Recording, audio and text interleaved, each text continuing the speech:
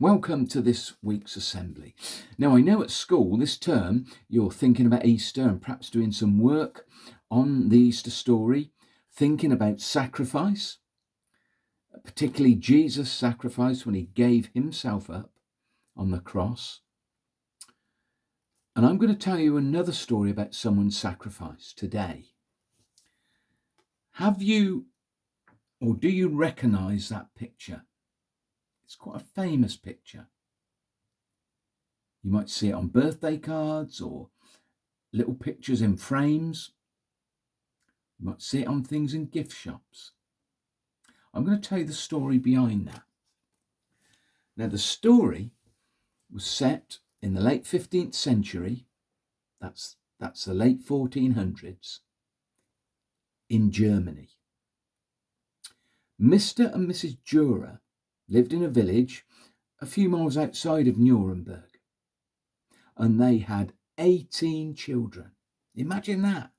Imagine having 17 brothers and sisters. How would you manage? Well, it was hard work for Mr. Durer supporting them all. He was goldsmith by trade, like a jeweller, but he had to get other jobs as well so that he could support his family. Sometimes he had to work 18 hours a day. It was hard work for him, but the family were quite poor. Now, two of his sons were called Albrecht and Albert, and they were really close as brothers, and they both had a dream. They both wanted to go to art college and become famous artists. But they realised that their dad would never, ever be able to afford to send them because it cost money for the fees and also to support them. But the brothers kept talking about their dream and discussing it and making plans of how they could do it. And one night they came up with an idea. They made a pact. And the pact was they would toss a coin, and whoever got it right, whoever won the toss, heads or tails, they would go to the art college and the other one would work and support them. And when they'd finished art college, they'd swap over, and the one that had been would support the other one, either through paintings that they were selling, or if they didn't make it as an artist, to get another job. So one Sunday after church, they flipped the coin, heads and tails. Albrecht won. So he went to art college at Nuremberg, the Nuremberg Academy it was called, and Albert, his brother, worked as a miner, went down the mines to support him at college.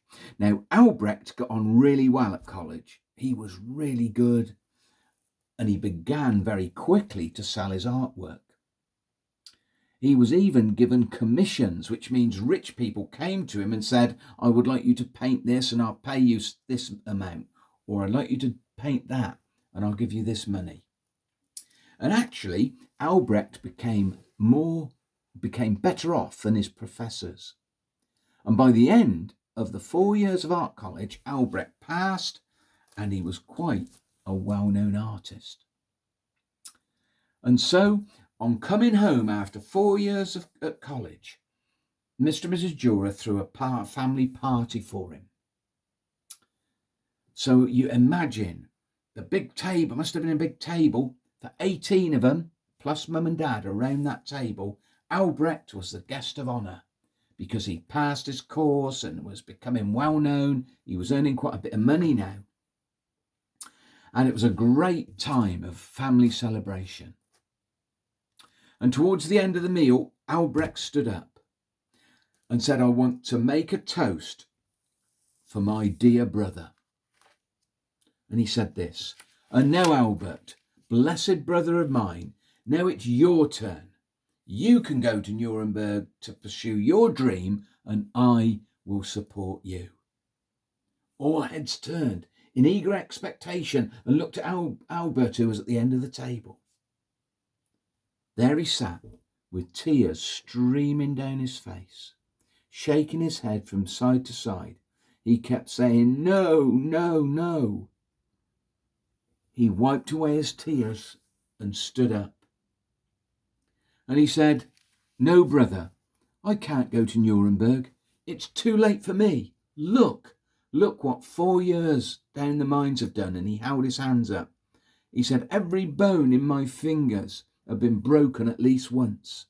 Recently, the arthritis has been so bad, I struggle to hold a drink. There is no way I could hold a brush to paint or a pen to do etchings. It's too late for me." Well, more than 500 years have passed since that time. Albrecht Dürer has loads of masterful portraits, pen and silver point sketches, watercolours, charcoals, woodcuts and engravings in the great museums of the world. But probably we've only ever heard or seen one of them. And it's this one. In 1509, in thanks to Albert and in recognition of the sacrifice he made down the mines for Albrecht, Albrecht painted his brother's hands. And this is they were. He posed with his hands pointing up like that. And Albrecht called his painting Hands. But we tend to call it Praying Hands, and that's what it tends to be known as. So next time you see a copy of this in a shop or on a card, you'll know the story behind it. And I think that story teaches us several things. You might be able to think of some things it teaches us. I think one thing is it teaches us that we need other people. We can't manage life on our own. We need support and people's help. Sometimes we need people's sacrifices. I expect some of your parents have made sacrifices for you. I can think of some sacrifices my parents made for me. And the other one, it does teach us about sacrifice as well. That Albert gave up 4 years of his life and worked really hard down the mines, which is not an easy job, to support his brother. And I think as well, when I hear this story or when I tell this story, I always think of Jesus' sacrifice. He didn't have to, but he gave up his life on the cross for us.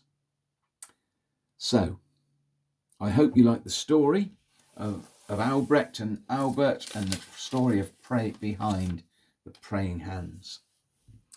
So, shall we have the quiz now then? Question 1.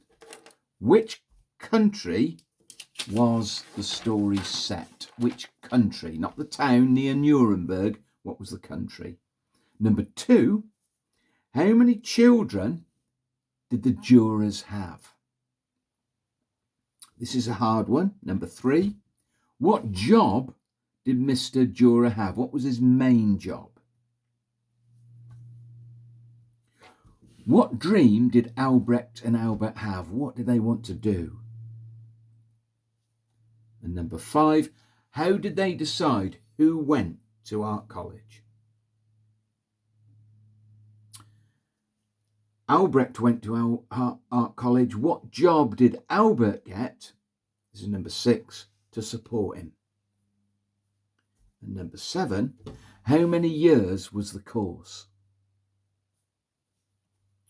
And number 8, why couldn't Albert go to art college when it was his turn 4 years later?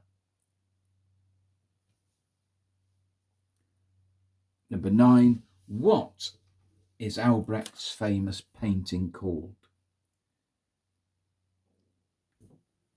And number 10, what does this story teach us? Or what does this story remind us of? Okay, let me go through the answers. Number 1, it was set in Germany. Number 2, they had 18 children. Mr. Dürer's job, goldsmith or jeweller, one of those. 4, the boy's dream was to go to art college, be a famous artist. Either or both of those answers would be right.